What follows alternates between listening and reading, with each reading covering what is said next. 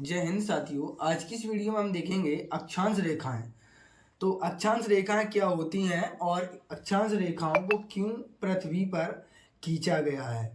अक्षांश रेखाएं क्या होती हैं और इंग्लिश में इन्हें क्या कहते हैं और इनको क्यों जो अर्थ पर खींचा गया है इनसे क्या होता है।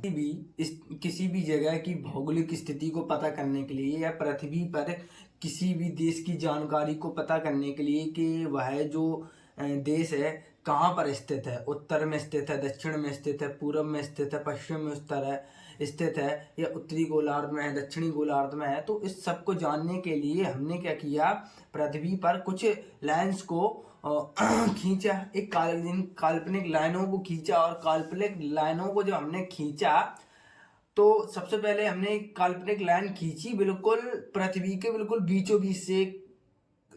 मतलब हम लोगों ने क्या किया कि we draw a line in a centre of a earth. मतलब बिल्कुल जो अर्थ है उसके बिल्कुल सेंटर पे एक लाइन को ड्रॉ किया। दैट्स कॉल्ड, जिसे हमने कहा इक्वेटर। जिसे हमने क्या कहा, इक्वेटर कहा, क्योंकि उसको हमने क्या किया, उसको हमने बिल्कुल पृथ्वी के बीचों बीच से ड्रॉ किया, बिल्कुल सेंटर से ड्रॉ कर दिया और वो क्या बन गया, एक प्रकार का सर्कल बन गया। तो एक लाइन ड्रॉ की जिसको हमने 0 डिग्री लैटिट्यूड कहा, 0 डिग्री लैटिट्यूड लाइन या 0 degree latitude circle called equator. उसको ही हमने क्या कहा, इक्वेटर कहा, भूमध्य रेखा का है। भूमध्य का मतलब होता है भूमि के मध्य से खींची हुई रेखा। इसका मीन्स हुआ भूमध्य रेखा क्या होती है। जब भी आप समझे या जब भी आपको ऐसा प्रश्न मिले कि भूमध्य रेखा क्या होती है, तो भूमध्य से समझिए भूमि के मध्य से खींची हुई रेखा।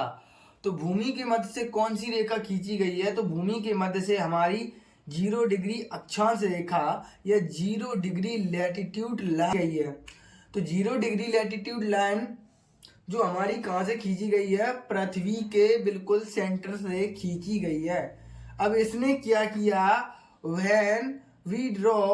when we draw the line of center of earth, मतलब जब हमने इसको क्या है, पृथ्वी के केंद्र से इसको क्या किया, ड्रॉ किया, तो it divides the earth into 2 parts। तो इसने क्या किया, अर्थ को दो बराबर भागों में क्या कर दिया, या it's divide earth into 2 equal parts. तो इसने क्या किया, अर्थ को 2 बराबर भागों में डिवाइड कर दिया।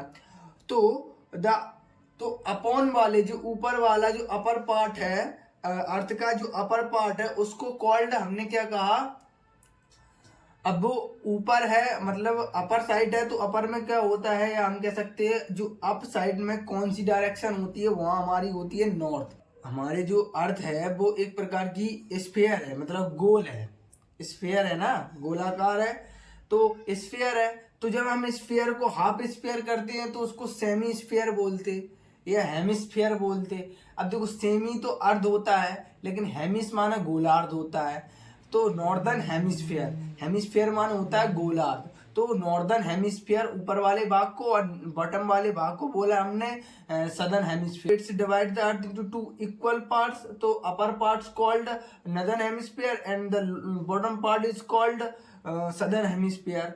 तो यूजेस क्या है, इसकी यूजेस ये हैं कि कि हम इससे ये पता लगाते हैं कि हमारे यहाँ पर कौन सी जो है सीजन चल रहा है, या मौसम का पता लगाने के लिए जो ऋतु होती हैं, सीजन होते हैं, विंटर है, सर्दी है या जो ऑटम है, इस तरीके जितने भी जो मौसम होते हैं, हम कह सकते हैं जो सीजन आते हैं, तो उनका पता लगाने के लिए इन्हीं जो लाइनों का यूज किया जाता है। डिग्री लैटिट्यूड लाइन है वो किन किन कंट्रियों से होकर पास होती है, या और इसी तरह पूछते हैं जो ट्रॉपिक ऑफ कैंसर किन किन जो देशों से होकर गुजरती है, एंड ट्रॉपिक ऑफ कैप्रिकॉर्न भी कहाँ से होकर गुजरती है। इसी तरीके से कुछ यहाँ से क्वेश्चन बनते हैं, तो इनको भी हम देखेंगे।